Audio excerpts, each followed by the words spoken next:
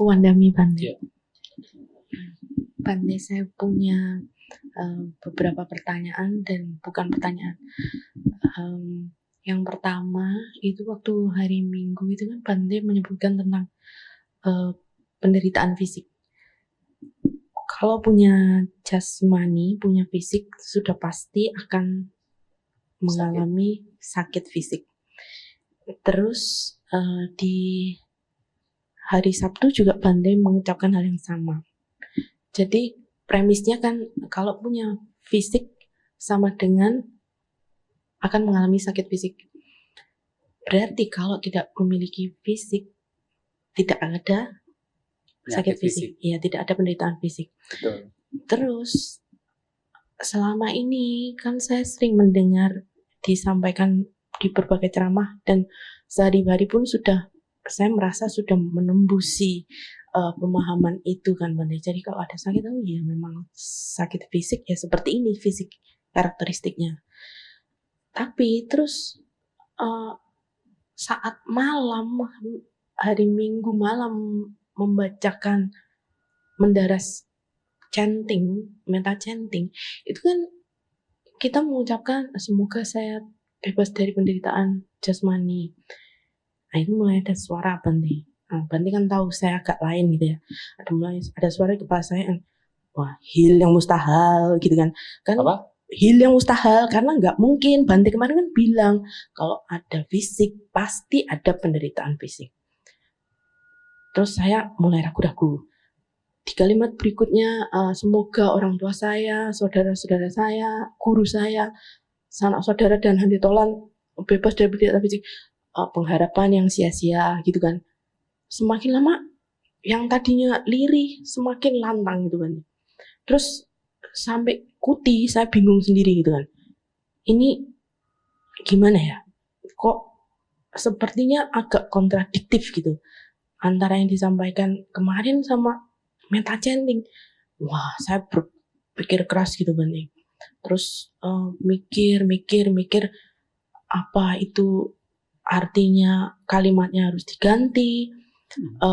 Semoga saya segera mencapai tingkat kearahantaan atau semoga saya segera menembus nibbana gitu kan. Waduh, ini udah papan saya ini, berkeliaran iya, mulai berkeliaran gitu kan. Terus mulai ada lagi suara lu kemelekatan ini ya kan, kemelekatan udah waktunya tidur masih berpikir-pikir.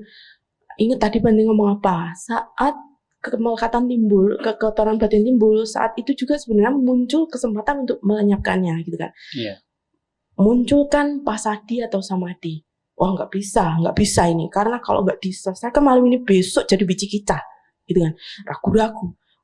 Gimana mikir.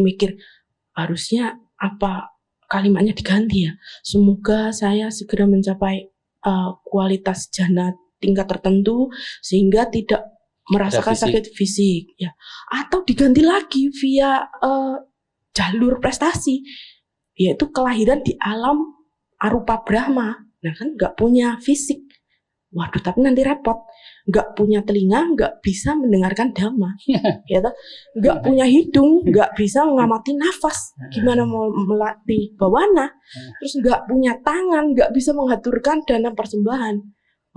Pusing Bante, wah berpikir keras, ngomong gitu kan, lama-lama telinga saya berdenging, terus waduh, sudah capek lalu melekat gitu kan, meleduk bentar lagi gitu, akhirnya saya tidur, waduh capek nggak tahu, udah saatnya ini kayaknya telepon Bante pakai sendal gitu ya, jam 12 malam, lagi meditasi Noble Silence, saking gregetannya itu sampai kayak gitu, wah ini mau telepon Bante, gimana mau telepon Bante. Nah itu yang pertama. Terus sudah saya off. Saya juga gak pegang handphone. Terus yang kedua, Bante kemarin kan mengatakannya, tujuan dari meditasi adalah pengembangan batin, olah batin. Jadi tujuan utamanya bukan untuk mencari kesembuhan fisik. Nah, tapi kan ada kasus tertentu kayak almarhumah Titik Puspa itu kan Bante kan, beliau semasa hidup terus memproklamirkan diri bahwa mengalami kesembuhan karena meditasi gitu kan. Nah itu gimana prosedurnya atau ceritanya gimana Bante sampai bisa ada efek samping Oh, menyembuhkan meditasi. Itu yang pertanyaan. Yang bukan pertanyaan, ini Bante. Saya merasa insecure banget Bante di batch yang kali ini. Karena ya Bante tahu sendiri gitu ya, pertanyaan-pertanyaan. Yang ini pertanyaannya parikama apa kemarin? Nimita. Parikama nimita, ugahan nimita, patigahan nimita. Saya tuh membaca tentang nimita berkali-kali, diterangin tentang nimita berkali-kali juga. Ngangong gitu kan Bante. Nah, yang sono kayak udah, waduh 52 faktor sudah hafal banget. Sanya, sati segala macam. Yang saya, saya membaca itu 52 itu juga ngangong gitu kan. Oh ya berhenti, nanti meledos ini prosesornya gitu kan. Saya taruh bukunya, nanti saya baleni lagi. Kadang nyambung, kadang lebih banyak nggak nyambungnya Bante. Tapi saya berusaha baca gitu. Nah, ikut batch kali ini, waduh pertanyaan-pertanyaannya ini kayak alumni Abhidhamma kelas yang tingkat advance gitu kan. Saya jadi merasa kayak, aduh kok dungu banget gitu ya. Dungu anggota komunitas dungu Indonesia gitu loh. Jadi kayak merasa semakin sedih gitu Bante. Nah terus berusaha mengingat-ingat. Biasanya cara ini berhasil. Kalau saya bisa mengingat apa yang disampaikan selama sesi Dhammadesana, saya timbul kebahagiaan gitu, terus tenang gitu kan Bante. Saya berusaha mengingat, oh ya hari Sabtu Bante ngomong tentang ini, Minggu ingat, hari ketiga nggak ingat, mulai sedih lagi.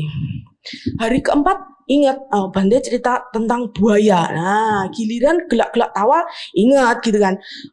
Terus tapi itu ada moral story-nya loh.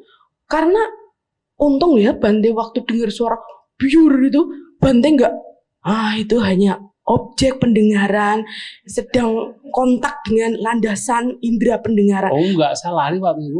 Nah, kalau misalnya Bante seperti itu enggak cerita sama kita hari ini gitu kan. Berarti kan wah kok bingung ya. Padahal kan Bante bilang pengetahuan itu datangnya setelah pengalaman. Berarti kan nggak mungkin Bante pernah dicaplok buaya gitu kan, nggak mungkin. Terus muncul pengetahuan bahwa wah buaya itu hewan ganas gitu ya. Oh kalau gitu jangan-jangan Bante ini pernah menjadi saksi hidup menyaksikan seseorang ditaplok buaya gitu kan. Waduh itu pengalaman yang traumatis sekali pasti Bante. Dari situ muncul pengetahuan karena mengalami menyaksikan hal tersebut. Langsung muncul pengetahuan, oh buaya ini hewan yang sangat ganas, bukan jenis hewan yang kalau lu nggak ganggu dia nggak akan ganggu lu, bukan termasuk jenis itu ya. Wah, terus nggak mungkin Bante itu orang yang intelijen, pasti Bante sebelum masuk hutan sudah melakukan, he did his own research gitu ya, entah nanya ke biku-biku senior atau itu survei lokasi kayak yang disampaikan Bante kemarin atau bertanya ke warga sekitar gitu kan. Lalu jangan ngadi-ngadi, pikiran saya kok semakin malam semakin ngadi-ngadi gitu Bante. Iya betul, karena dibiarkan mengembara. Papan saya itu. Ya. Jadi berpikir sesuatu yang sebenarnya tidak sesuai karena apa? Saya nggak berpikir begitu kan. Saya kan begitu lihat buaya langsung lari kan. Sudah cukup. Saya nggak berlanjut kepada riset segala macam. Oke ya, jadi belum masih ada Bante. Apa? Terus yang berikutnya itu saya sampai lupa. Itu Bante yang cerita tentang pedagang merchant itu yang hanyut terus malah terdampar di Suna Paranta ya. Terus dia dikasih tahu sama dewa karena dia berkeyakinan saya arahat gitu kan. Setelah berhasil mengembangkan jana tingkat tertentu, dikasih tahu bukan, kamu bukan arahat, di sana loh ada seorang begawan yang mengajarkan, yang juga seorang arahat dan mengajarkan jalan menuju ke arahatan gitu kan. Terus karena dia sebenarnya dia kan cuman petapa jadi-jadian kan Bante, tapi melatih juga. Nah, dia berangkat ke Sawati, terus sampai situ ketemu Sang Buddha lagi pindah acara, pindah patah, terus ditolak kan, sampai situ ditolak sampai 3 kali, terus petapanya mengucapkan kalimat Bante, umur nggak ada yang tahu. Iya. Mohon babarkan. Siapa tahu besok Bante pindah alam atau malah saya duluan yang pindah alam. Nah, terus Sang Buddha menyampaikan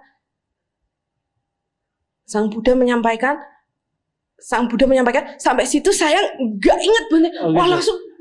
langsung sedih lagi, langsung aduh dungu, aduh kumat, ini dungunya kumat. Terus langsung capek banget gitu, ngantuk tidur sampai menetes gitu air mata. Oh dungu, sudah dungu, nggak bisa, ini nggak bisa. Jadi untuk yang terakhir khusus buat saya minta Bante memberikan wejangan supaya saya timbul lagi motivasinya dan jadi suntikan semangat gitu Bante. Bahwa ya mungkin sesuatu kayak ya sabar ya, kedunguan ini pun cepat atau lambat akan berlalu, tapi nanti lihat dulu umurmu dulu yang berlalu atau dungumu dulu yang berlalu. Jangan ngomong kayak gitu Bante. Ya pokoknya itu. Iya, gitu. baik. Makasih Bante. Baik ya. Begini ya.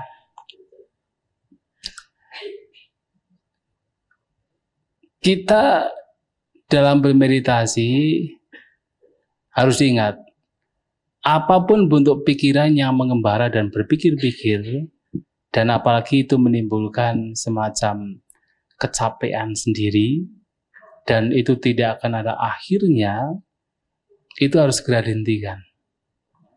Dengan berbagai macam pengalaman yang dulu pernah dialami, itu dihentikan. Kenapa? Itu tidak akan ada akhirnya. Maka begitu sudah mulai berpikir-pikir, maka harus ini tidak akan ada akhirnya. Berhenti saja, berhenti untuk mengamati sebagaimana adanya yang sedang muncul. Pertama, yang kedua tentang kedunguan. Jangan terlalu berpikir untuk mendapatkan yang banyak. Ada kalanya pembebasan batin itu muncul dari sebuah nasihat yang sederhana, yang tidak perlu panjang kali lebar. Contohnya apa? Suatu kali ada seorang biku. Bante ini bukan Julapantaka, satu lagi. Bante ini, karena kami para biku memiliki 227 peraturan, saja nggak hafal. Saya nggak hafal. Nggak ada Bante juga pada zaman Sang Buddha nggak hafal. Kemudian dia berpikir, percuma saya jadi biku kalau nggak hafal 227. Mending saya lepas jubah saja lah. Nah kemudian ketika mau lepas jubah, hal itu kemudian dilaporkan ke Sang Buddha. Kemudian dia dipanggil Sang Buddha, terus bertanya, sudahlah, nggak perlu hafal 227. Tapi kamu bisa nggak melakukan ini? Kapanpun keserakahan muncul, lenyapkan. Oh bisa Bante. Kapanpun kebencian muncul, lenyapkan. Bisa nggak? Oh bisa Bante. Itu saja diperhatikan. Nggak usah menghafal 227. Ketika ini diperhatikan, ternyata Bante ini mencapai kesucian arahanta. Simple. Karena terkadang tidak perlu kemudian yang panjang kali lebar. Karena kalau kita ingin mengetahui semuanya, ya pusing, kita nggak akan sampai kapanpun kita mati nggak tahu seluruh ajaran Sang Buddha, kitab suci nggak akan paham. Bayangkan Sang Buddha mengajar Dhamma sudah ribuan suta. Ini Tipitaka ya. Tipitaka adalah ada Vinaya, Sutta Pitaka, ada Abhidhamma Pitaka. Sutta Pitaka saja bayangkan. 3 nikaya, ada 34 khutbah panjang. Satu khutbah itu dibaca bisa 2-3 jam. Kemudian Majjhima Nikaya ada 152 khutbah. Sangyutta Nikaya lebih dari 7.000 khutbah. Anguttara Nikaya lebih dari 9.000 khutbah. Kemudian nanti Khuddaka Nikaya itu ada 15 buku. Kemarin saya memberikan pembekalan untuk para biku. Khutbah pertama itu disebut Uraga Sutta. Saya memberikan cuma satu syair untuk saya bahas. itu membutuhkan 2 jam. 1 syair. Ini 17 syair. Mau berapa jam? Itu baru 1 suta di dalam Sutta Nipata. Padahal Sutta Nipata ada 70 suta. Itu 1 teks saja. Ada 15 buku dalam Khuddaka Nikaya. Nah, kalau kita ingin belajar semuanya, kapan habisnya? Kita ITC itu dari tahun 2016. ITC 2017 ya. Sampai sekarang tahun 2025. Yang kita baca itu baru 10 Sutta Digha Nikaya dan 60 Sutta Majjhima Nikaya. Itu udah berapa puluh tahun coba. Lah kalau kita mau belajar semuanya, kapan habisnya? Ya kan? Maka kadang-kadang nggak usah perlu belajar semuanya. Yang penting ada poin-poin penting yang kita pahami dan itu yang kita tekuni. Karena pada akhirnya semua ajaran Sang Buddha, semuanya yang dibabarkan beliau 45 tahun itu hanya satu intinya, 4 kebenaran mulia. Tidak akan terpisah dari 4 kebenaran mulia, hanya itu saja. Nah, kalau kita bisa memahami ini, yang kebenaran mulia yang keempat itu dikembangkan, itu sudah cukup. Yang kadang-kadang kita hanya mengambil misalnya 1 syair misalnya, ditekuni seperti yang tadi Sang Buddha kepada seorang biku. Bisa Pak kamu ketika kecelakaan itu muncul dilenyapkan? Oh bisa Pak, sudah itu. Bisa nggak kalau kebencian muncul itu dilenyapkan? Oh bisa Pak, ya sudah itu. Suatu kali Mahapajapati Gotami, yaitu bikuni pertama Sang Buddha, mungkin karena sudah terlalu banyak belajar, kemudian sampai pusing, hanya datang pada Sang Buddha dan memohon, Bante, beri 1 saja wejangan untuk saya. Yang dengan 1 wejangan ini, saya bisa menyendiri, tekun untuk mencapai pembebasan. 1 wejangan saja. Apa wejangan Sang Buddha? Apapun yang di situ membawa kepada kemuakan terhadap jasmani, perasaan, persepsi, bentuk-bentuk pikiran, dan juga kesadaran, kembangkan itu. Itu saja. Mencapai kesucian. Jadi kadang-kadang kita tidak perlu kemudian melihat yang lain. Mereka sebenarnya pintar-pintar kok saya tidak gitu ya. Nah pertama tidak perlu demikian. Yang terpenting kita memahami yang esensi, kemudian kita tekuni.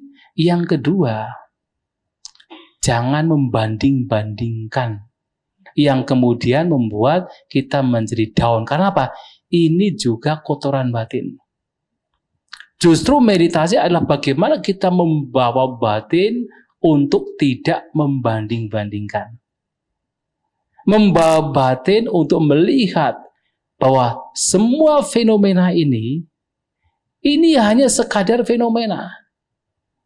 Itu sekadar fenomena saja. Pada akhirnya, tidak ada entitas, tidak ada yang perlu dibanding-bandingkan. Karena begitu kita membanding-bandingkan, pertama kita bisa merasa lebih tinggi, akhirnya kesombongan. Kita merasa lebih rendah, kemudian menjadi down, pesimis. Atau kita merasa sejajar, yang itu juga masih dualisme. Itu juga adalah pengotor batin. Itu adalah juga persepsi ada aku. Dan itu mesti dilenyapkan. Dengan cara apa? Melihat ini sekadar fenomena. Hanya sekadar pengalaman, hanya sekadar perasaan, hanya sekadar pikiran. Hanya sekadar pikiran. Nah, melihat demikian, apapun yang muncul hanya sekadar pikiran, kita tidak kemudian terseret oleh pikiran itu. Karena apa? Pada akhirnya, semua itu tidak berguna. Pada akhirnya, semua fenomena tidak ada yang patut untuk dilekati. Sebaik apapun seseorang, belajar ini, belajar itu, pada akhirnya semua yang dipelajari, semua yang diketahui, itu semua tidak layak untuk dilekati. Pada akhirnya. Justru kita belajar ajaran Buddha itu akhirnya adalah belajar untuk tidak melekati semua hal. Seluruh ajaran Buddha pada akhirnya mengajarkan kita untuk tidak melekati semua hal. Terus, apa yang mesti kita banggakan? Kalau kita merasa lebih baik dari yang lainnya, toh itu juga pada akhirnya tidak untuk dilekati. Apa yang kemudian kita merasa misalnya menjadi down, ketika menganggap bahwa saya lebih rendah dari yang lain, toh itu pun juga tidak layak untuk dilekati. Begitu ya. Kenapa? Karena sabe sangkara anicca. Bahwa semua hal yang berkondisi tidak kekal. Semua hal tidak ada satupun, baik yang itu tinggi atau rendah, yang sepertinya itu wah atau yang tidak wah, semua itu tidak kekal. Yang tidak kekal tidak layak untuk dianggap sebagai ini milikku, ini aku, ini diriku. Hanya sekadar fenomena untuk tidak dilekati. Pada akhirnya, sebaik apapun juga akhirnya tidak dilekati. Lantas untuk apa? Kita kemudian bersusah payah menjadi down misalnya. Kita kemudian berpikir-pikir, akhirnya kita pusing sendiri. Toh semuanya akhirnya itu pada akhirnya tidak layak untuk dilekati. Semua hal. Nah, kita melatih untuk bisa menerima. Menerima keberadaan apapun yang muncul tanpa kita melekatinya. Tidak melekatinya. Culapantaka. 3 bulan diminta kakaknya untuk menghafal 1 syair. Dia masih Samanera. Samanera Culapantaka. 3 bulan untuk menghafal 1 syair. Itu nggak hafal-hafal. Nggak hafal-hafal. Baris pertama hafal, 2, 3, 4 lupa. Baris yang kedua hafal, yang pertama lupa. Sampai 3 bulan nggak hafal-hafal. Tapi yang hebat lagi adalah walaupun tidak hafal 1 syair, Culapantaka itu tetap semangat. Bahkan ketika Mahapantaka kakaknya berpikir, sudah kamu lepas jubah saja. Rasanya tidak cocok untuk menjadi seorang Samanera. Waktu itu masih Samanera. Padahal Mahapantaka itu sudah arahat loh. Sudah arahat. Pun masih melihat adiknya ini tidak cocok sebagai seorang pertapa. Hanya karena 1 syair tidak hafal. 3 bulan tidak hafal. Tapi kemudian ketika diminta untuk lepas jubah, Culapantaka tidak mau. Sampai dia nangis. Nangis di belakang wihara. Di belakang kuti. Ketika nangis kemudian Sang Buddha datang. Ditanya, kenapa kok nangis? Karena Bhante Mahapantaka minta saya untuk lepas jubah. Padahal ya tidak hafal 1 syair pun masih semangat. Sampai nggak mau lepas jubah. Sampai kemudian waktu itu Mahapantaka ini adalah biku yang ditugasi untuk ketika ada undangan makan, ditugasi untuk menunjuk siapa-siapa Bhante yang ikut undangan makan. Nah, waktu itu Jiwaka mengundang para Bhante. Dan ketika ada undangan makan, semua biku diundang kecuali adiknya coba. Ditinggal, pada kasihan gitu ya. Adiknya dulu tinggal gitu. Ya, karena beliau berpikir udah lepas jubah aja lah gitu kan. Tapi kemudian Sang Buddha tahu cara untuk bisa membawa Culapantaka ini paham untuk melenyapkan kotoran batin. Dikasihlah kain putih. Udah kamu di terik matahari, kain putih diusap-usap. Rajo haranang. Artinya apa? Rajo itu adalah kotoran, haranang itu ambil kotoran, usap kotoran. Begitu diusap-usap, bukan kotorannya lenyap, tambah kotor. Ya kan, tambah kotor. Dan itu memunculkan sebuah pemahaman, oh ternyata pada dasarnya batin itu bersih. Tetapi karena ada incoming object, jadi objek-objek yang berdatangan, batin ini menjadi kotor. Itu dikatakan Sang Buddha, paba sarang bikawe idang citang. Bahwa batin ini pada dasarnya adalah bersinar. Tetapi kemudian agantukehi sang kilidehi. Dan ini menjadi kotor kenapa? Ada sesuatu yang datang. Objek-objek yang berdatangan. Nah itu menjadi pemahaman. Pemahaman bagi Samnera Sulapantaka ini. Dipahami untuk kembali kepada batin yang original, menerima semua keberadaan, tidak membiarkan objek-objek itu berdatangan, membuat kotor batin, mencapai jana. Dari jana kemudian membawa kepada pemahaman anicca dukkha anatta, mencapai arahat sebagai samnera. Dan karena memang Sulapantaka ini punya kemampuan batin, artinya batinnya sudah begitu bersih dan ada kematangan batin yang lain, sehingga beliau juga punya kemampuan mencapai kesucian arahanta dan juga punya abhinya, bisa mengubah dirinya sampai bahkan ratusan ribu. Dan yang bisa mengubah diri seperti itu banyak sebenarnya, sampai ribuan katakan orang itu banyak.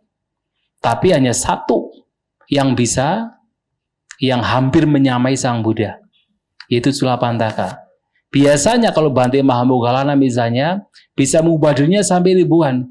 Tetapi apa yang dilakukan Bhante Mahamoggallana itu ya semua itu ikut. Kalau Bhante Mahamoggallana misalnya berjalan, semua ikut berjalan.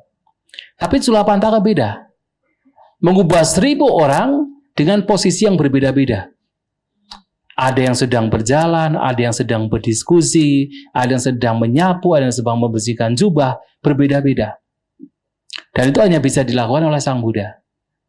Dan Sulapantaka bisa. Maka ketika Sang Buddha datang ke tempatnya Jiwaka, beliau menyampaikan, oh masih ada satu yang belum diundang. Bhante Mahamoggallana bilang, udah semua Bhante, ada satu, lihat aja. Kemudian dimintalah, yaitu Jiwaka untuk datang. Ternyata ada ribuan orang dengan wajah yang sama lagi. Ya, kemudian bingung kan, akhirnya pulang lagi. Kemudian Sang Buddha menyampaikan, sudah kamu panggil saya, mana Sulapantaka? Siapa yang ngomong duluan itu yang tangannya dipegang gitu kan. Nah, begitu ditanya, mana Bhante Sulapantaka? Begitu ada yang satu ngomong langsung dipegang tangannya. Semua lenyap. Kemudian diundang untuk undangan makan. Itu saja. Jadi artinya kadang-kadang kita nggak perlu banyak-banyak. Intinya saja itu ditekuni dengan sangat baik, itu bisa membawa kepada pembebasan. Intinya itu. Intinya apa? Tidak melekat terhadap semua fenomena. Intinya. Tidak melekat adalah melenyapkan suka dan tidak suka, keserakahan dan kebencian. Jadi nggak perlu kemudian harus tahu ini, harus tahu itu, yang kemudian malah pusing sendiri. Karena tidak harus demikian. Meditasi adalah apa? Itu. Sabbapa pasakaranang, kusala supasambata sajita pariwadapanang. Itu 3 saja dipraktikkan dengan baik, itu sudah membawa kepada pencerahan. Apapun kejahatan yang buruk, jangan lakukan. Kemudian melakukan hal-hal yang baik saja dan mengupayakan untuk membersihkan batin dari apa? Semua kotoran batin yang muncul, termasuk pikiran yang berkeliaran, termasuk membanding-bandingkan itu kotoran batin. Itu mesti dilenyapkan. Nah, melakukan demikian itu sudah cukup, sudah sangat cukup. Jadi demikian ya. Penderitaan fisik, ada hal-hal yang memang masih berguna di dalam kehidupan sehari-hari. Walaupun kemudian secara paramata itu kontradiktif, tetapi masih bisa digunakan.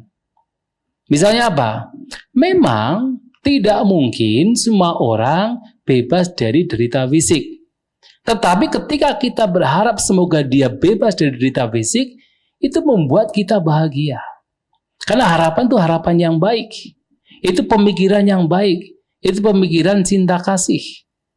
Misalnya kita mengatakan sabe sata bawantus kita, semoga semua makhluk berbahagia. Realitasnya nggak bisa.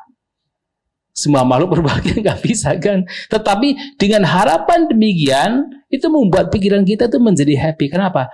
Apa yang kita harapkan adalah harapan yang baik untuk makhluk lain. Justru kalau kita mengatakan semoga semua makhluk tidak berbahagia, kebencian kan? Atau semoga beberapa makhluk bahagia, semoga tidak bahagia.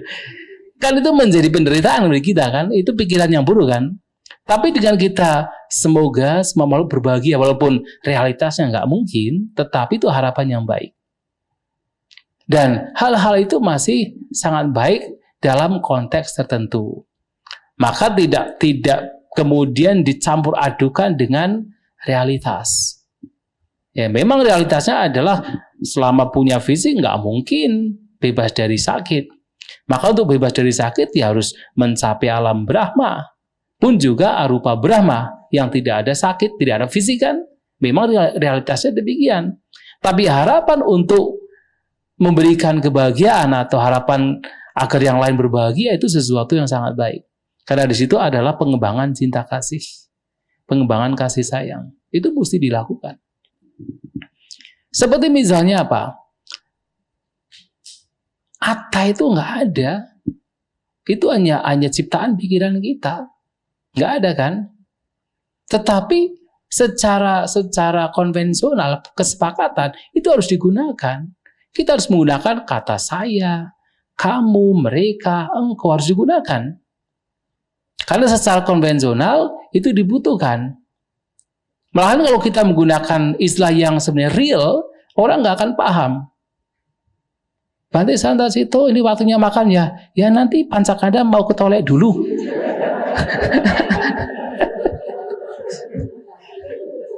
Malah orang nggak paham kan? Ya kita ya nanti ya saya tak datang nanti sebentar lagi kan gitu, saya mau ke toilet gitu kan. Masa bilang nanti ya Pancakanda mau ke toilet dulu. Memang Pancakanda ngapain? Maka kata aku, engkau, mereka itu masih digunakan.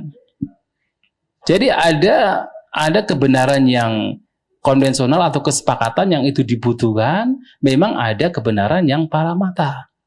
Dan keduanya digunakan sesuai dengan konteks, sesuai dengan situasi dan kondisi. Kita tidak bisa dalam hidup kita selalu mengarah kepada paramata, tidak bisa. Bahkan Sang Buddha pun juga tidak demikian. Beliau manusia yang sangat normal, sangat wajar. Sangat wajar. Beliau masih menggunakan kata saya. Walaupun sekarang kadang-kadang orang menggunakan dengan namanya ya, nggak mau dengan kata saya. Dengan alasan supaya keakuan itu tidak timbul. Nggak bisa. Sama aja bisa keakuan bisa timbul besar kan. Iya, malah namanya disebut terus, keakuan tambah besar malah. Padahal Sang Buddha yang menggunakan kata saya. Ya, ahang wadami, saya berkata. Ahang. Nah, jadi kita mesti membedakan mana yang konvensional, mana yang paramata. Yang kadang-kadang hal-hal yang seperti ini konvensional juga masih dibutuhkan dalam kesempatan-kesempatan tertentu. Yang kedua adalah kita selalu kembali kepada inti dari meditasi. Kita tidak perlu kemudian memiliki banyak pengetahuan seperti yang lain misalnya, nggak harus. Kita kembali pada inti meditasi. Melepas kemelekatan. Sudah cukup. Begitu ya. Ya. Hah? Gimana? Oh, penyembuhan ya. Ya, tujuan tertinggi tetap ada penyerapan kotoran batin. Tujuan tertinggi. Tapi kemudian dalam prosesnya kemudian kok memberikan dampak baik untuk fisik, yaitu hanya sebagai sekunder saja. Bukan tujuan tertinggi. Karena mau tidak mau yang namanya fisik juga beberapa hal dipengaruhi oleh batin kita. Jadi kan fisik kita kan dipengaruhi oleh karma kita, dipengaruhi oleh makanan kita, dipengaruhi oleh iklim yang kita di mana kita hidup, dan juga dipengaruhi oleh batin kita. Pikiran kita ada 4 yang secara umum mengaruhi.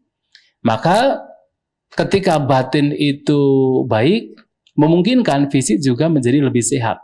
Tapi juga tidak bisa selamanya. Kenapa? Masih ada iklim, masih ada makanan, masih ada buah karma. Sang Buddha secara batinnya bebas dari semua pengotor batin. Apakah beliau tidak sakit? Masih sakit. Bante Mahakasapa, Bante Mahamoggallana, secara kotoran batin sudah lenyap total. Batin sudah sangat, ya bahkan dikatakan Lokutara Siddha kan, sudah bukan Lokia lagi, sudah sangat baik. Tetapi kemudian apakah tidak sakit? Masih sakit. Masih sakit. Kenapa? Ada faktor-faktor lain yang membuat seseorang sakit. Selain batin, ada iklim, ada makanan, ada juga buah karma. Dan itu mesti dialami. Tetapi ya memang dampak dari batin yang dijaga secara fisik juga menjadi lebih baik. Tapi bayangkan, batin dijaga, tapi kalau tiap hari makannya kolesterol terus, kena juga kolesterol. Kan begitu kan? Iya. Jadi begitu. Oke. Terima kasih banyak, Ya. Bante. Hanya satu lagi lah ya, soalnya sudah ngacung sih. Ya. Pandami Bante. Menyambung pembicaraan Bante yang tadi, bahwa inti dari semuanya ini adalah 4 kesunyataan mulia. Kemudian tujuan kita meditasi menghilangkan tanha yang tadi. Nah, bagaimana pengaplikasiannya dari 8 jalan mulia berunsur 8 tadi itu, bahwa kita itu harus berpikiran baik, berucap baik, dan sampai konsentrasi. Nah, pada saat kita di dalam keseharian, kita ketemu orang yang menurut kita, oh saat ini dia sudah berubah baik. Kemudian dia melakukan satu kebaikan. Tentunya kita sebagai penerima itu masih ada question mark, masih ada aware. Apakah ini orang benar-benar tulus? Apakah orang-orang ini benar-benar sudah berubah? Sehingga kita tuh berani untuk menerima.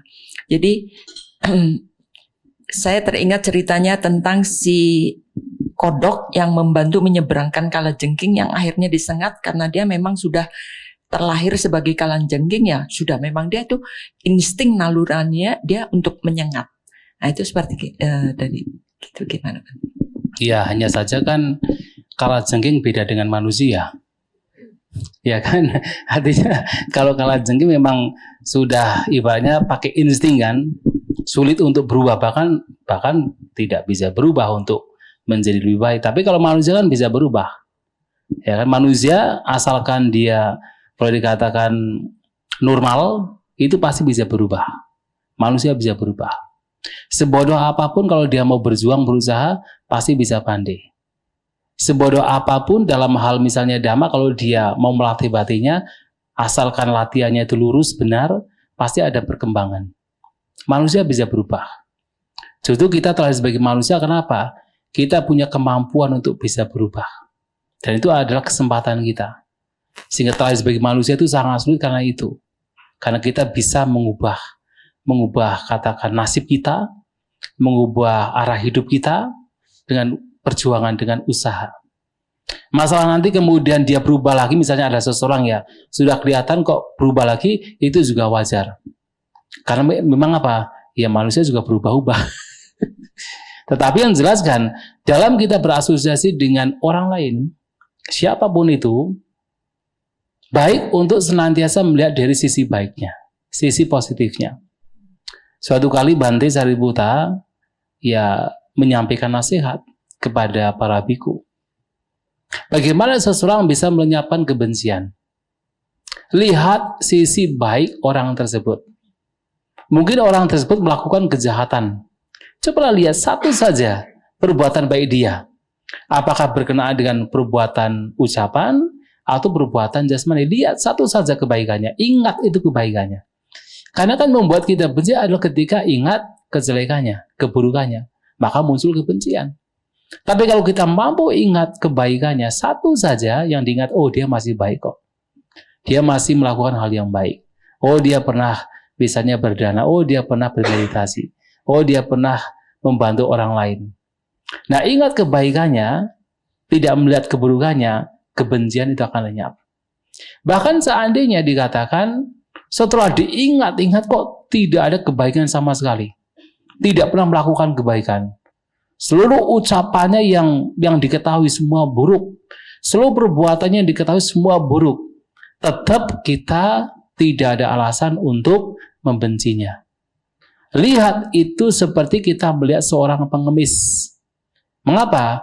Saat kita melihat seorang pengemis, yang muncul adalah rasa kasihan. Kenapa orang yang begitu jahat itu seperti pengemis? Karena orang yang jahat itu adalah orang yang sedang menderita. Dan perbuatan yang dia lakukan pun juga adalah perbuatan yang nantinya membawa kepada penderitaan berkelanjutan. Dengan kata lain, bagaimana kita memunculkan kebencian terhadap orang yang sedang menderita?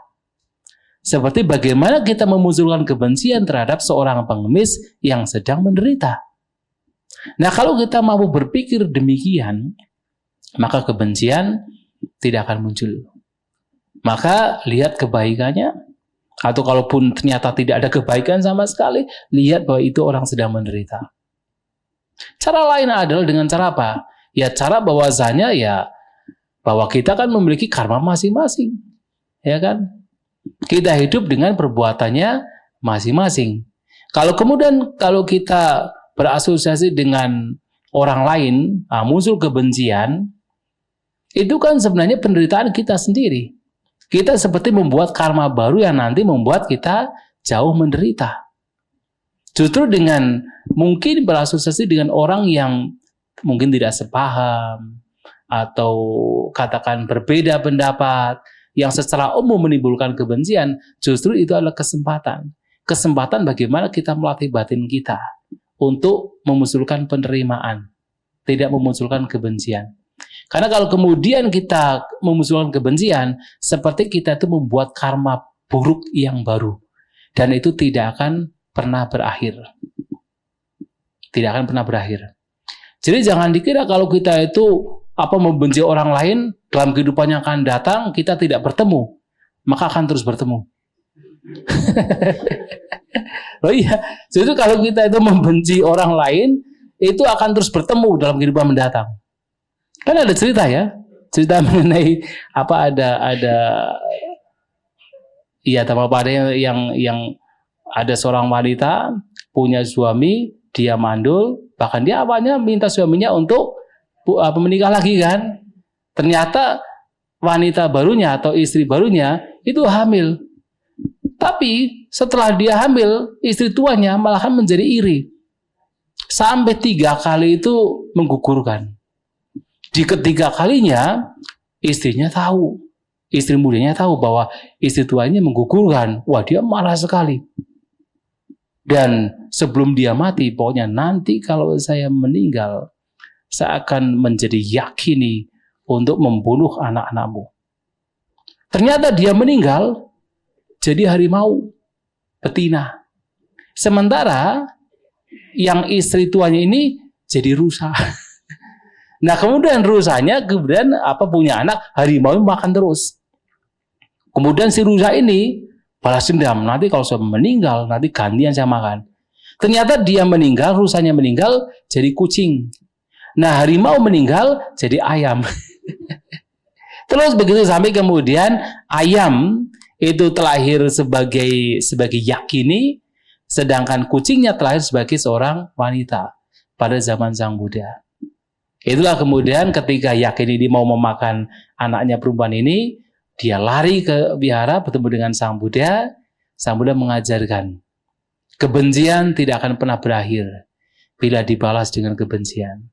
Hanya akan berakhir dengan tidak membenci. Maka kalau ingin bebas dari bersama dengan orang yang dibenci, malahan jangan dibenci. Kalau dibenci akan terus bersama. Ya kan, coba bayangkan monyet itu kan satu dengan lainnya itu kan selalu berkelahi kan, tapi mereka bersama terus loh. Padahal kalau kita kan logikanya kalau kita berkelahi kita berpisah kan. Tapi ternyata mereka nggak bisa berpisah. Sama-sama benci padahal. Dan itulah terjadi. Satu unsur itu akan selalu bersama. Satu unsur. Para pemabuk bersama dengan para pemabuk. Kita suka bermeditasi juga bersama dengan orang bermeditasi. Akan terus demikian. Kalau kita melakukan kejahatan, ya sukanya dengan orang-orang yang memang jahat. Maka hal yang kalau kita ingin mendapatkan yang baik, yang buruk-buruk itulah yang mesti dilenyapkan. Dalam apapun situasi, kondisi, pikiran buruk itu yang mesti dilenyapkan. Ya, itu kalau sambil menggunakan istilah dhatu. Jadi dhatu itu unsur yang sama akan selalu bersama. Kan ada istilah kalau di dalam apa itu namanya itu yang hukum tarik menarik itu loh. Law of attraction, ya law of attraction gitu ya. Kan ada kan law of attraction, jadi ada hukum tarik menarik, satu unsur akan bersama. Dan itu sesuai dengan apa yang disampaikan Sang Buddha. Hukum dhatu. Jadi unsur yang sama itu bersama. Ya, baik ya. Ya, maksudnya gini Bante, orang itu melakukan satu pemberian, kemudian kita kan berpikir positif, kita nerima. Tapi satu kali ternyata itu menjadi satu pancingan yang kita tidak pahamin pada saat kita menerima di awal. Seperti itu Bante. Jadi untuk pengalaman itu apakah pemberian berikutnya itu kita tolak atau tetap kita terima terus kita jaga-jaga? Maksud saya begitu Bante. Itu pancingan apa maksudnya? Kan nggak jelas pancingannya. Ada udang di balik batu gitu maksudnya. Ada udang di balik rempeyek. Jadi gini Bante. Jadi kita sudah tahu orang itu dasarnya dia udah nggak terlalu baik gitu. Tapi kita berpikir positif bahwa orang itu pasti berubah. Nah, dalam perjalanan beberapa tindakannya dia memang berubah. Nah, pada saat satu momen dia bertemu dengan kita, kemudian dia melakukan satu perbuatan baik, apakah kita tetap curiga atau kita tetap berpikir positif bahwa orang itu akan berubah? Kalau dia sedang berbuat baik, ya mesti kita apresiasi. Sedang berbuat baik ya. Tapi kalau dia melakukan kejahatan ya kita tidak mengapresiasi. Tapi kalau dia sedang berbuat baik ya kita apresiasi. Siapapun orangnya. Walaupun mungkin dulu pernah melakukan kejahatan, kemudian dia sedang melakukan kebaikan, ya kita apresiasi. Pas sedangnya ya. Nah itu, takutnya kan, wah ini misalnya, dia ngasihin kita ini duit. Ini duit halal apa enggak? Oh itu tidak ada masalah itu. Tidak masalah. Tetap aja kita terima. Tidak masalah. Soalnya apa? Ya terpenting dia sudah melakukan kebaikan. Bayangkan misalnya Sang Buddha. Sang Buddha sering diundang oleh seorang bernama Ambapali. Apa pekerjaan Ambapali? Pelacur. Ya kan? Tapi Sang Buddha ketika diundang untuk undangan makan, beliau juga datang bersama dengan para biku. Hanya saja ceritanya yang dipilih untuk makan di tempatnya Ambapali itu para biku yang sudah tahan mental. Betul. Karena Ambapali itu sangat cantik. Sehingga kalau bikunya belum tahan mental, itu nggak ikut makan di sana, bahaya. Tapi ketika diundang, beliau akan datang. Apakah itu dari hasil dia punya pekerjaan demikian, itu kan urusan dia kan. Tetapi dia berbuat kebajikan, ya itu adalah kebajikan. Mesti kita apresiasi. Jadi bukan berarti kita ikut makan dari mata pencaharian yang nggak benar. Oh itu urusan dia. Kita tidak ada masalah. Tidak ada masalah. Misalnya bahkan kita kan apa yang di meja sudah ada daging kan. Daging kan hasil pembunuhan sebenarnya kan. Mau tidak mau.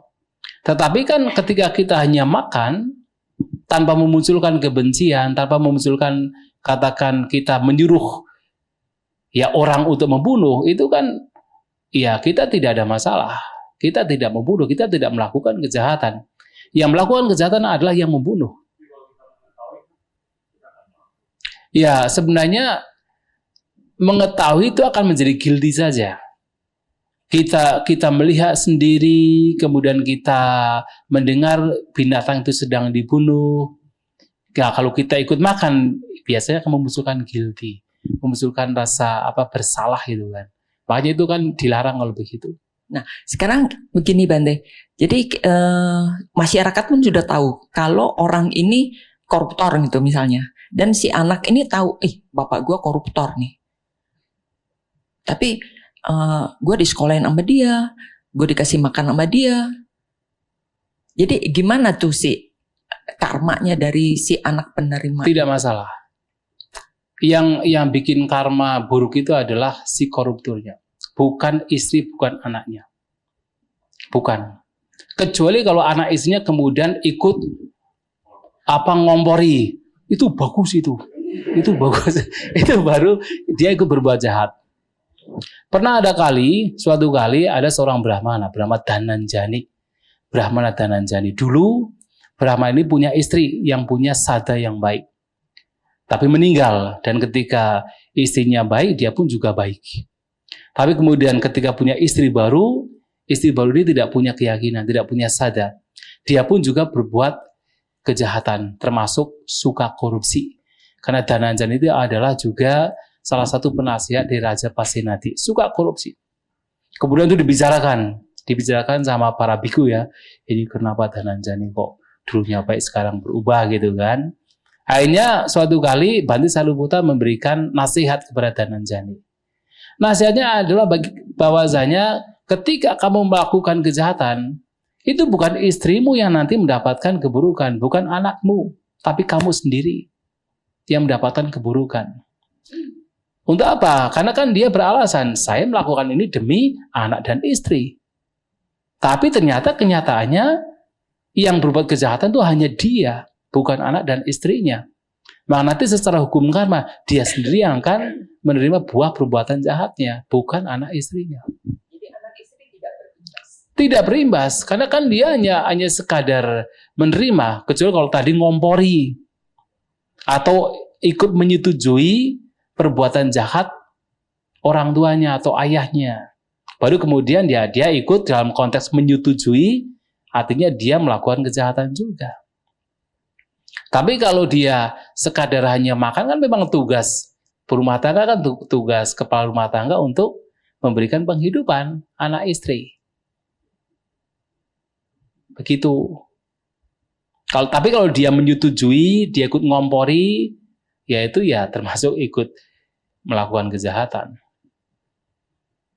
Begitu. Nanti si bapak beralasan karena gua korupsi, jadi gua nggak kasih lu makan gitu ya Bante. Nah, ya itu istilah berarti nggak tanggung jawab sebagai seorang kepala rumah tangga. Dan salah satu nasihat Sang Buddha adalah seorang kepala rumah tangga itu harus menyokong anak dan istri. Ya kan, puta darasa sanggaho etam manggalamu tamang. Menyokong anak istri adalah berkah utama.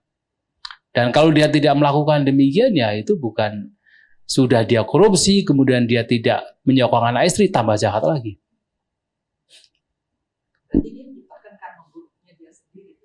Iya betul lah. Dia korupsi itu karma buruk, tapi kemudian dia menyokong anak istri itu karma baik. Walaupun dengan hasil yang tidak baik, tapi masih ada kebaikan di sana.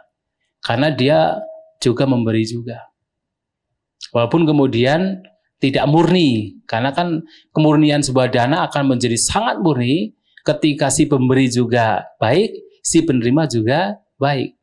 Nah ini kan dalam konteks si pemberi itu tidak baik, tapi si penerima itu baik. Tapi pemberian ini pun tetap memberikan buah yang baik. Betul, minimal begitu. Tapi sekarang ini yang sering tren itu sekarang gini Bante, dia si pemberi ini menyatakan kepada istrinya, aku nggak kasih kamu, aku nggak mau makanin kamu cari makan sendiri karena ini uang aku uang haram, dia bilang begitu. Ya itu salah pandang juga.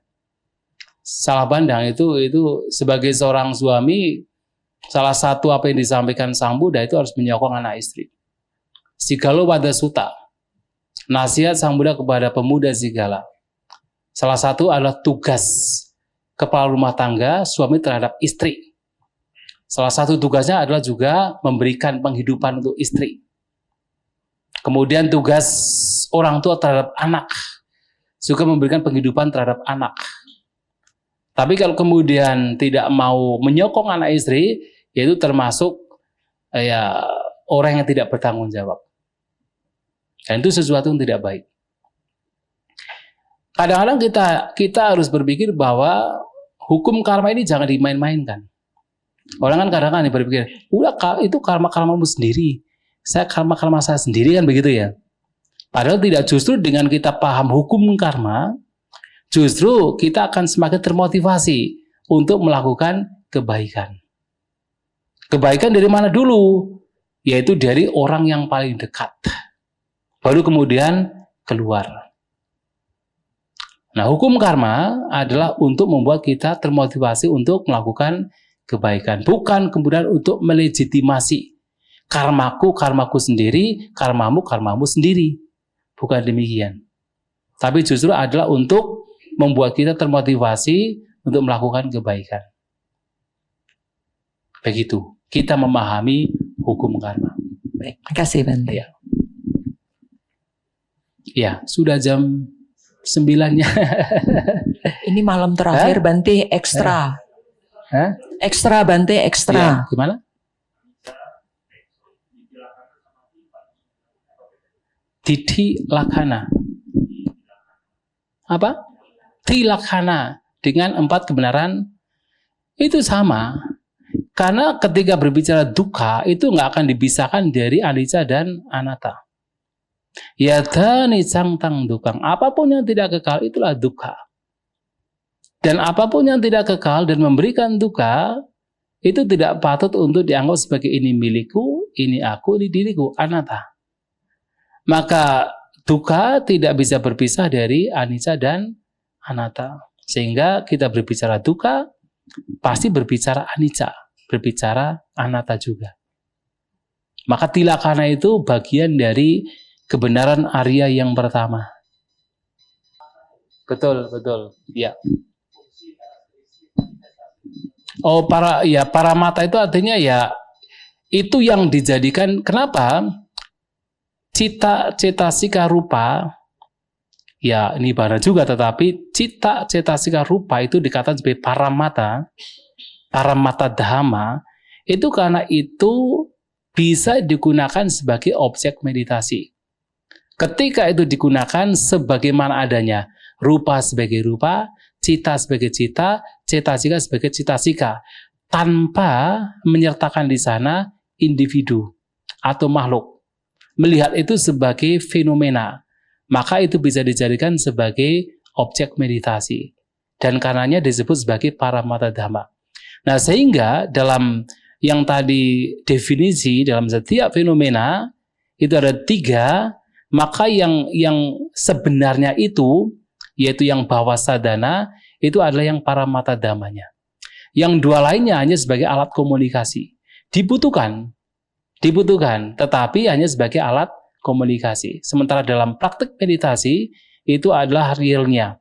Cita sebagai cita, cetasika sebagai cetasika, kemudian rupa sebagai rupa. Ya, sebenarnya kalau 4 aspek itu kan sebenarnya untuk menengarai saja. Untuk menengarai supaya kita tahu ini fungsinya apa, karakteristiknya bagaimana, manifestasinya seperti apa, dan sebab tegaknya itu apa. Itu saja untuk supaya kita itu lebih bisa menengarai. Itu sebenarnya. Iya. Nggak usah dipikirkan.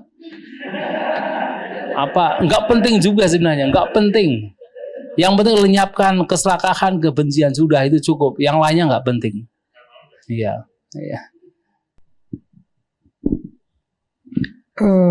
Wandami Bante. Jadi beberapa kali atau cukup sering tuh saya itu merenungkan Buddha Sasana secara global gitu.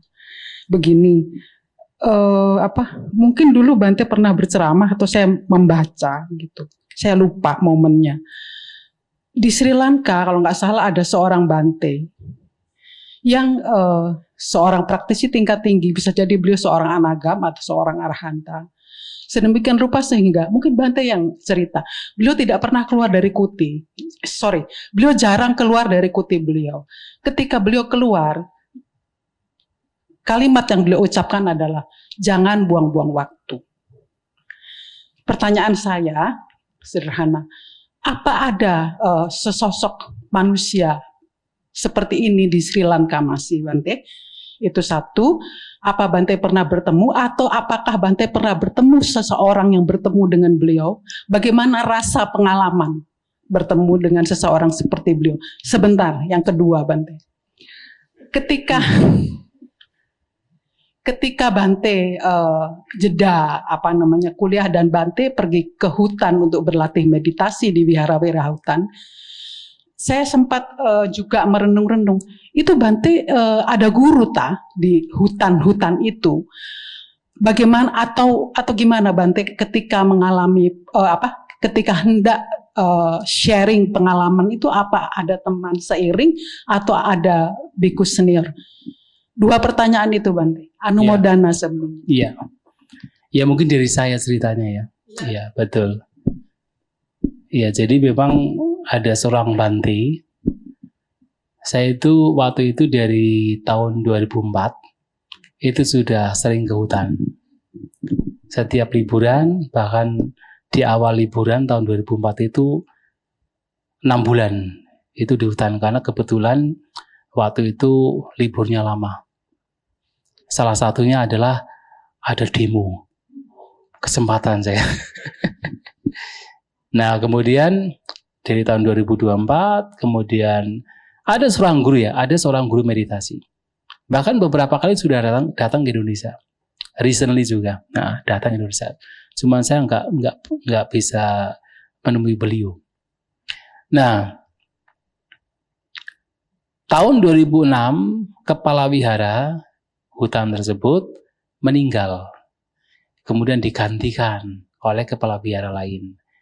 Nah, biasanya kalau di hutan itu kepala wihara itu adalah yang tertua, tersenior. Dan dia itu hanya sebagai pemberi nasihat dalam dhamma, kemudian juga hanya sebagai objek puja. Bukan yang memanage wihara, yang memanage itu yang muda-muda.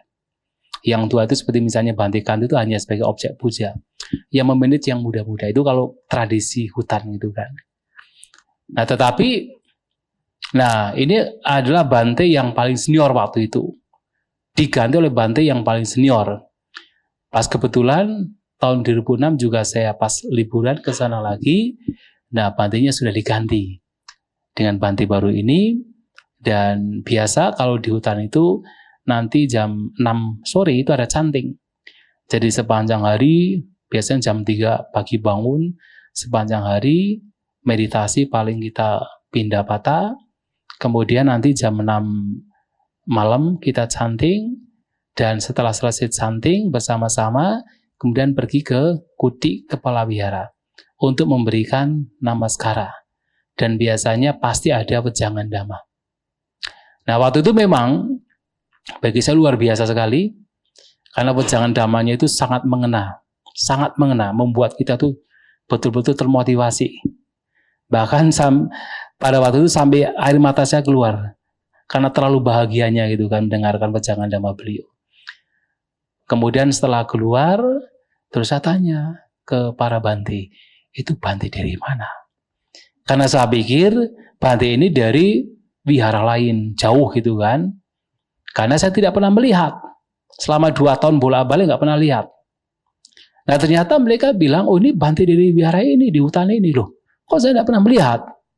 Nah, kemudian satu Bante cerita, kalau Bante ini 16 tahun yang lalu, itu pernah diberitakan di newspaper.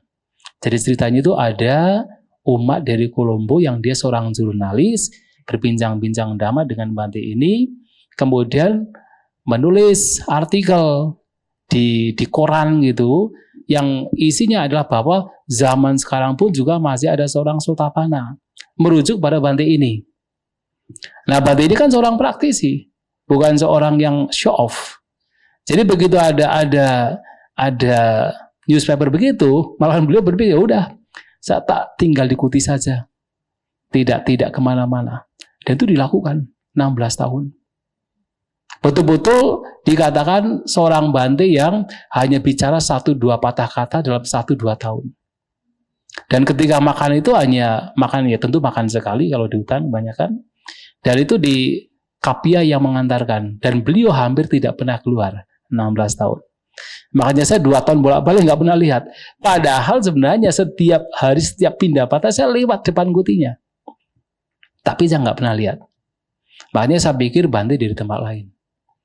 Nah, karena Bante yang senior, kepala wihara meninggal, maka mau tidak mau beliau yang menggantikan. Nah, sehingga setelah 16 tahun beliau keluar. Dan walaupun di Kutinya nggak ada buku dhamma dan sebagainya, Kutinya kosong. Tapi begitu keluar, semua yang diwejangkan itu semua dhamma. Dan semua itu berkenaan dengan praktek dan nibbana, tidak ada yang lain. Bahkan saya ingat sekali teman saya pernah bertanya tentang bagaimana kita itu mengembangkan terutama adalah objek 4 unsur, terutama bagian unsur panasnya. Itu dibahas sampai 4 hari. Ya 4 hari dalam artian setiap kali kita namaskara itu dibahas sebelum kita pergi ke kuti masing-masing, itu 4 hari dibahas. Dan itu sangat detail. Dan belum membahas dhamma itu luar biasa. Nah, dan memang aneh ya, Bante ini juga memang kelihatannya Bante yang betul-betul nggak ada kemarahan. Jadi wajahnya itu wajah smiling. Jadi kalaupun tidak smiling, wajahnya itu wajah smiling gitu loh. Jadi kan kita kalau nggak smiling kan nggak kelihatan smile kan, merengut malahan kan, meditasi juga merengut gitu kan. Tapi Bante ini enggak. Kalaupun diam itu wajahnya wajah smiling gitu loh. Tenang sekali. Tenang sekali. Bante Dhammawasa. Bante Dhammawasa. Ya. Tapi sudah meninggal. Tapi saya untung karena saya dari tahun 2004 sampai dari 2006 lah saya bertemu sampai saya pulang dari Sri Lanka, ya bertemunya dengan beliau. Nah, kemudian pada tahun 2013 saya sudah pulang ke Indonesia, teman saya masih di sana. Nah, beliaunya kan sudah berumur, sudah tua. Jadi hampir 90 tahun. Nah, beliau sakit, kena diabetes. Dibawa ke rumah sakit. Dan dokternya menyampaikan, padahal dengan sakit yang demikian harusnya merintih. Harusnya merintih. Kalau tidak nangis, paling tidak merintih. Tapi Bante ini tidak menampakkan kecemasan. Tidak menampakkan ketakutan. Betul-betul wajahnya wajah smiling. Dan itu teman saya masih di sana, makanya tahu. Nah, biasa kalau di hutan itu ada pertanyaan. Kalau orang mau meninggal itu ditanya. Itu juga zaman Sang Buddha juga dilakukan. Sudah sampai mana? Kan begitu. Ketika ditanya demikian, Bantenya jawab, sudah selesai. Sudah selesai. Dan itu betul-betul memang orangnya itu nggak ada kecemasan sama sekali. Nah, jadi kita tidak tahu, maksudnya secara batinnya kita tidak bisa melihat apakah orang demikian sudah Arya atau Putujana. Tetapi logikanya ini pasti bukan Putujana lagi. Dan orang-orang demikian di hutan itu masih banyak sebenarnya. Dan biasanya mereka itu tidak keluar. Mereka tuh fokus dengan meditasi mereka. Banyak di antara mereka tuh punya prinsip. Jadilah seperti lampu. Walaupun tidak keluar, tapi siapapun yang datang mendapatkan pencerahan. Itu mereka. Dan saya ke hutan itu kebetulan di kampus. Saya itu termasuk orang vokal. Berani berdebat dengan profesor. Kalau misalnya ada sesuatu yang tidak cocok, saya punya referensi, saya bisa berdebat dengan profesor di kampus. Tapi begitu di hutan, ketika ada diskusi, saya diam aja. Karena mereka sudah bicara praktik, mereka bicara teks yang kemudian itu teraplikasi ke dalam praktik, yang kadang saya nggak paham. Tapi itu sangat menyenangkan. Sangat menyenangkan. Jadi luar biasa sebenarnya. Kalau tinggal di hutan itu luar biasa. Makanya kalau tadi kemarin mengatakan hutan itu tempat yang menakutkan, tidak. Hutan itu tempat yang paling menyenangkan. Terutama ketika orang-orangnya itu memang betul-betul praktisi. Itu menyenangkan sekali. Dan kalau kita ke hutan, itu satu hal yang pasti akan diterima. Itu apa? Pasti itu. Sudahlah, nggak usah pergi, di sini saja meditasi. Itu pasti itu. Itu kalau di hutan. Jadi mereka itu paling bahagia ketika melihat ada samanera, ada biku yang memang meditasi. Itu paling bahagia. Itu sangat, itu.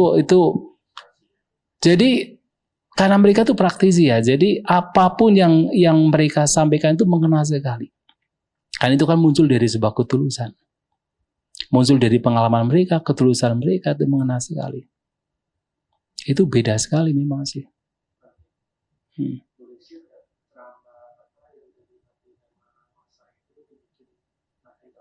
Banyak. Waktu itu berkenaan dengan pokoknya nibbana dan praktek.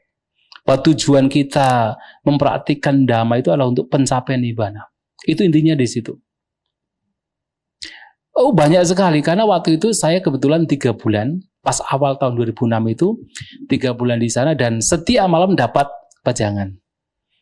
Termasuk beliau juga menyampaikan tentang 7 faktor pencerahan yang disampaikan satu persatu dengan indahnya.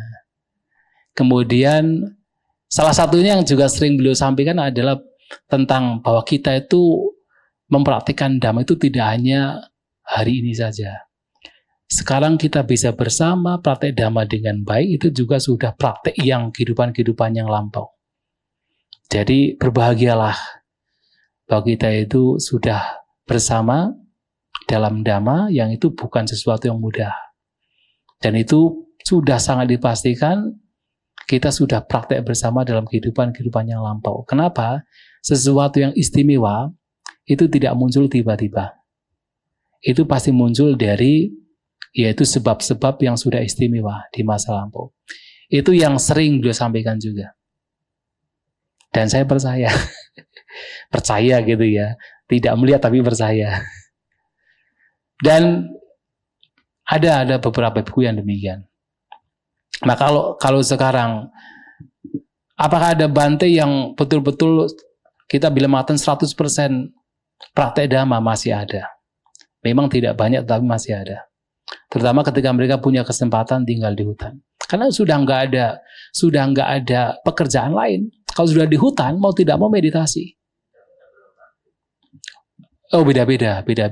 Jadi hutan kan banyak. Jadi ada hutan yang, nah kalau yang di tempat yang ada Bante ini, itu juga keluar masuk. Keluar masuk adalah kan ada kadang-kadang ada hutan dari tempat lain datang hanya untuk berpuasa saja, kemudian mengembara ke tempat lain, sehingga paling 10 biku begitu, rata-rata 10 biku. Tapi ada juga hutan yang kadang hanya 1 biku, ada juga sendiri, ada juga. Tapi ada juga hutan yang besar sampai 100 biku ya ada juga. Tapi kalau sudah di hutan itu memang nggak ada pilihan lain kecuali meditasi. Jadi ibaratnya semalas apapun seseorang, kalau sudah berada di hutan, lama-kelamaan jadi rajin. Pasti begitu, nggak ada pilihan lain. Pilihannya meditasi. Karena saya melihat satu samnera, saya ingat sekali. Samnera ini badannya subur, masih muda sekali, tapi dia sudah mau pergi ke hutan untuk jadi samanera. Dan dia tuh ya masih lelak-lelek begitu kan. Awal-awal saya ketemu tuh lelak-lelek, pokoknya nggak ada perhatian apa gitu kan.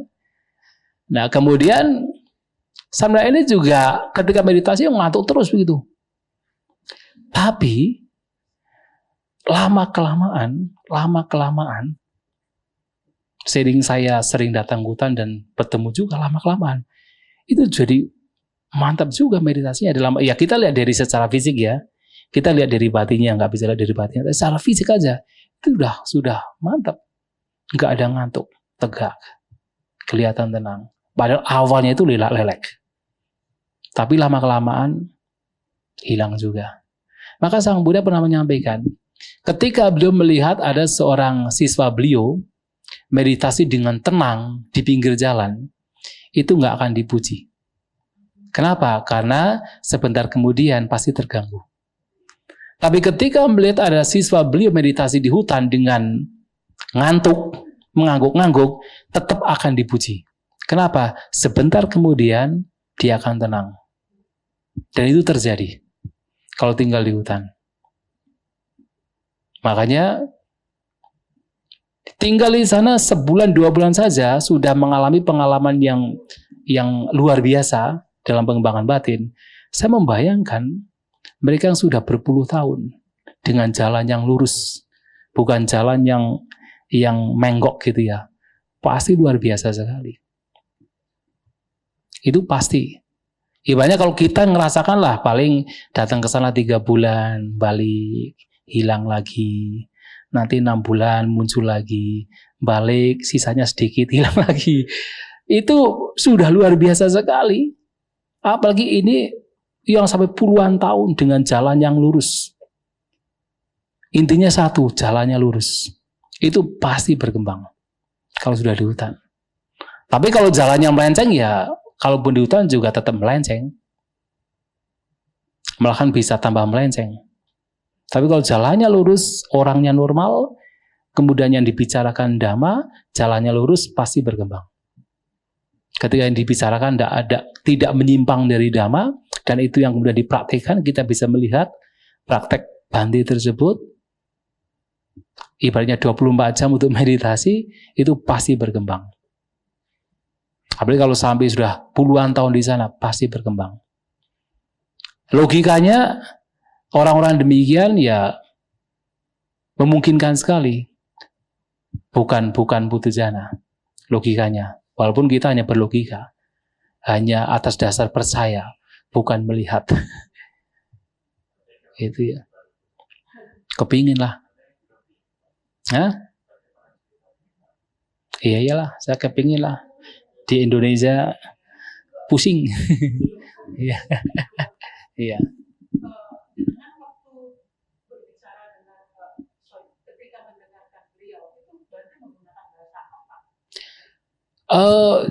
Jadi Bhante-nya memang menggunakan bahasa Sinhala. Saya tahu sedikit, tapi kemudian ada, nah ini guru meditasi ini menerjemahkan, ya, ke dalam bahasa Inggris. Jadi saya tahu persis, ya, diterjemahkan per kalimat diterjemahkan oleh beliau.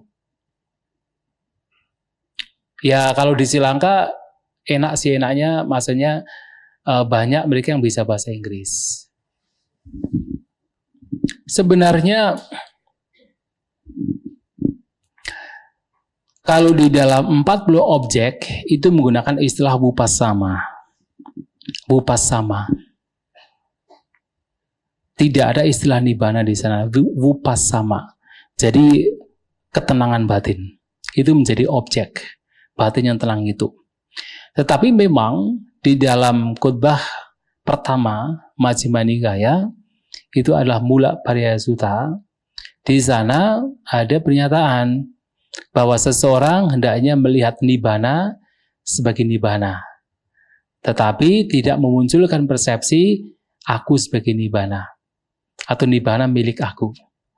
Nah, yang dimaksud dengan nibbana di sana pun juga bukan nibbana dalam konteks asangkata, bukan. Itu hanya dalam konteks kepadaman saja.